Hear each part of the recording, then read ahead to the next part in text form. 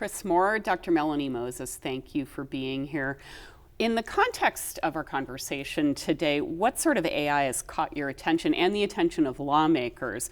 What benefits are there for New Mexicans, and why are you both ringing the alarms on the need for guardrails? Well, I'll start by saying there are a huge number of potential applications for AI that might be quite beneficial. Right? I am both a computer scientist and a biologist, and the improvements in the ability to design new drugs, new antibiotics, new vaccines, things like that are really impressive. I think down the road we'll see some real scientific benefits from AI. But some of the near-term uses of AI are a bit troubling. We have here in New Mexico now a law banning deepfakes in election campaigns. A very narrow law that I think appropriately, balances free speech and the ability of the public to know what's real and what's fake. And so deepfakes are certainly one of the issues that right now AI has sort of crossed this line where it can produce things that lead people to not be able to tell the difference between what's real and what's fake, which also leads people to not trust what's real. And one of our colleagues at the Santa Fe Institute wrote an essay about the problem with AI is producing counterfeit humans. And we make counterfeit money illegal because it erodes our trust in society. Counterfeit humans have the potential to really erode our ability to even communicate with each other, to know what we're communicating with. So that's one of my bigger concerns. It's really heartening that the New Mexico legislature took that step of banning or regulating one form of deepfakes that particularly may be eroding trust in elections. But there are a wide range of other places where this technology is used. I think it can be a real threat to kids. Deepfake pornography is something that we're starting to see produced, which can be just extraordinarily harmful, obviously, to just general citizens, right? So having your image, your likeness, a video of you, of what's supposed to be you doing something you've never done, is a real violation. So that's an area of concern right now. Chris, did you want to add on to that? Yeah, well, we've already seen in this election lots of deepfakes used as propaganda, and I think propaganda has always been out there, fakery has always been out there. My fear is that with AI you can really make it at scale in real time, and there's a little bit of a perfect storm with social media.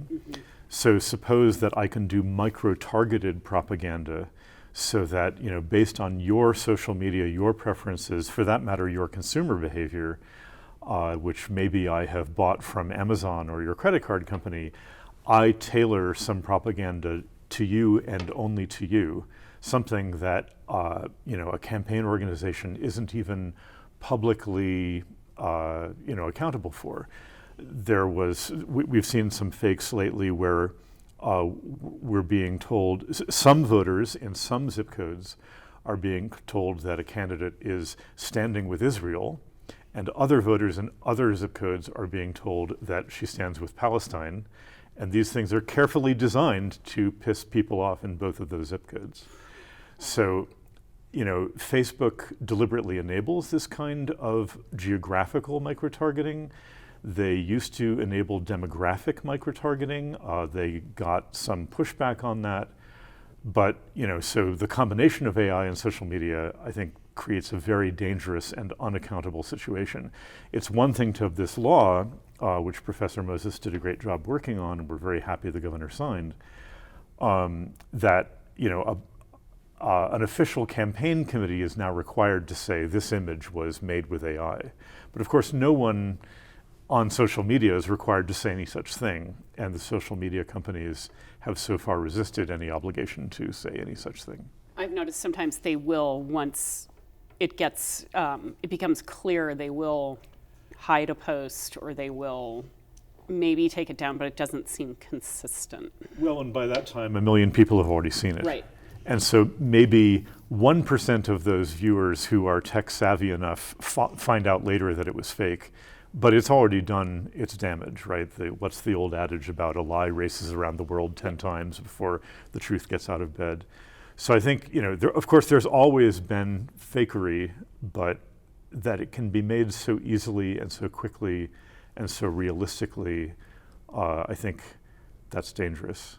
I think the other issue of AI, which is maybe less on people's radar, is that a lot of actors, both public and private, including governments, social service agencies, landlords, banks, are using AI to make decisions about people, consequential decisions that really affect your life, your livelihood, your rights, your opportunities, about whether or not you get an apartment, whether or not you get a loan.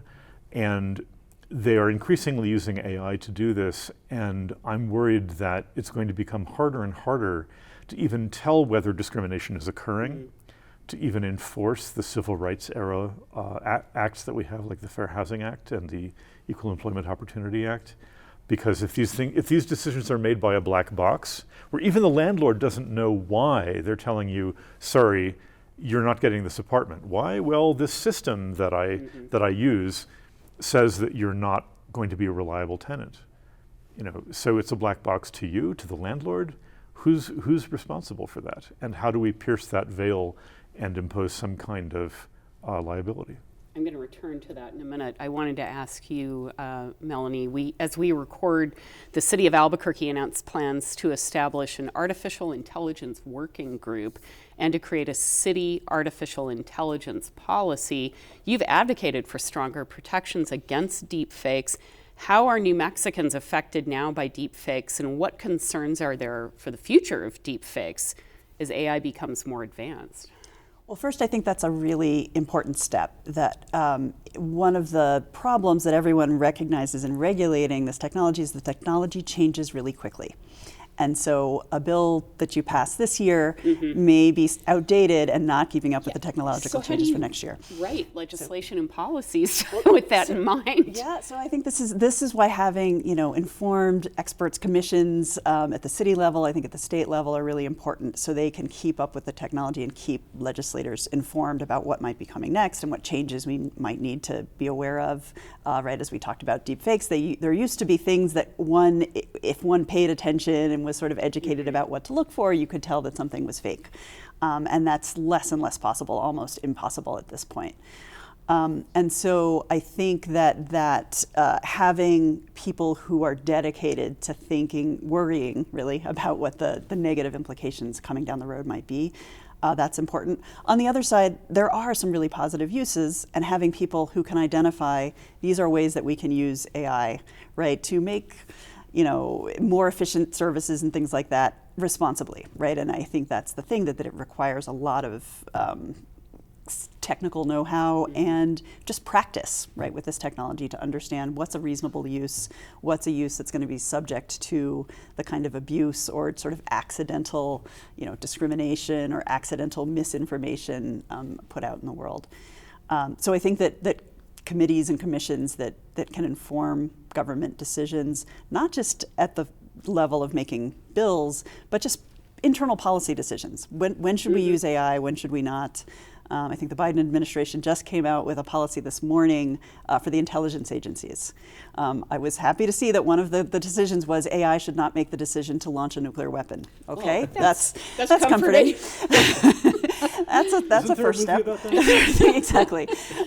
So there are lots of smaller decisions, right, where we really need to think carefully: can AI safely make this decision or not?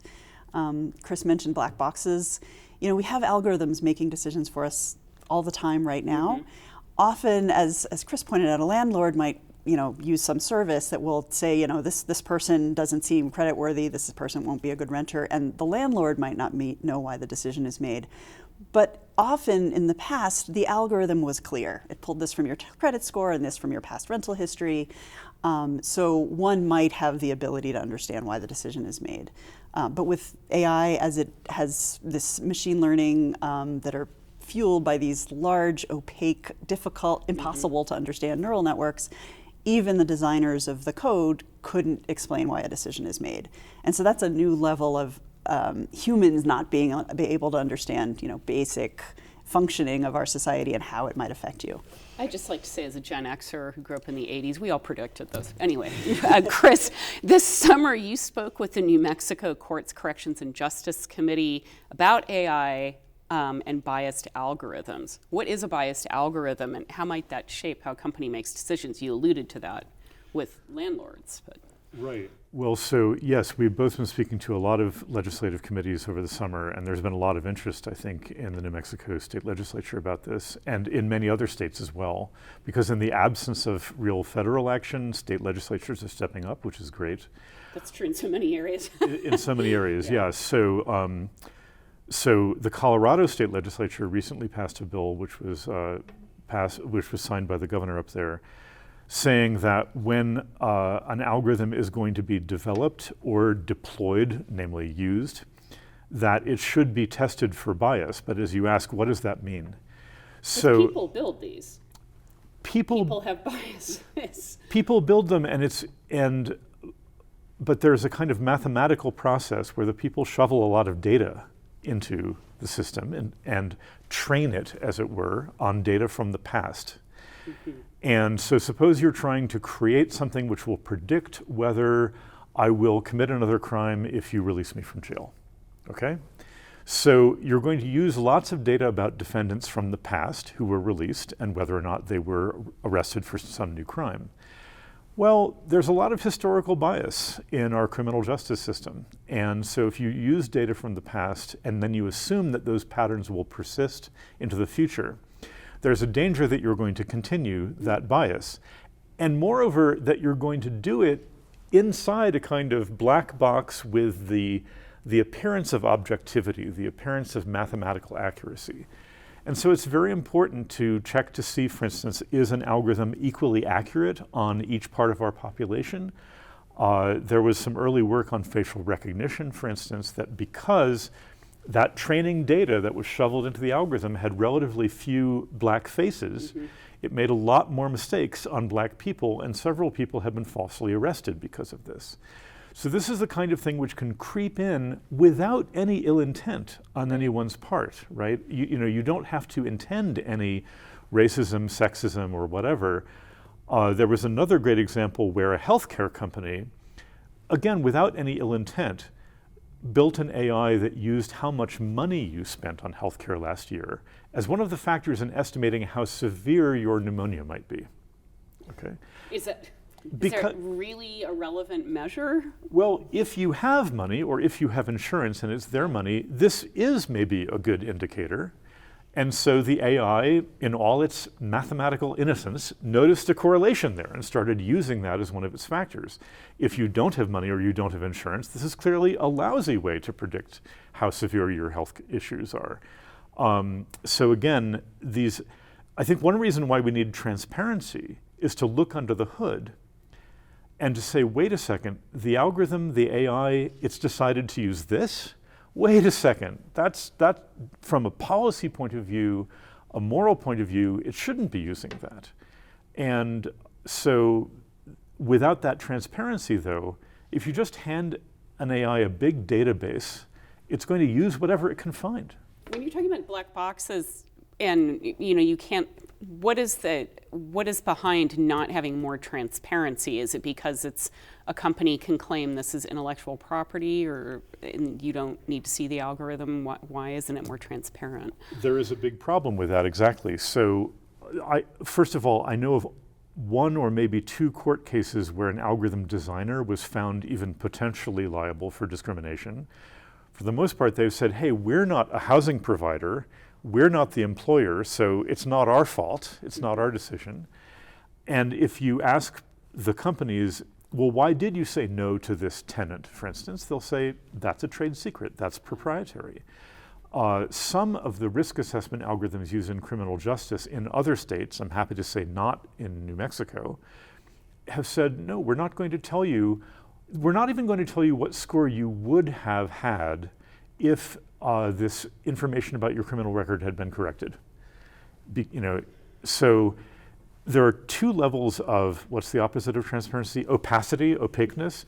One is what Professor Moses was referring to, that these systems are so complicated that even their developers might not understand at some level why they said yes or no. But another level... Skynet, sorry. Yes, exactly. But Gen X is coming back. But another level, frankly, is a lot of relatively simple systems are being marketed as AI, as, oh, this is amazingly sophisticated and accurate, even though under the hood it's not that complicated.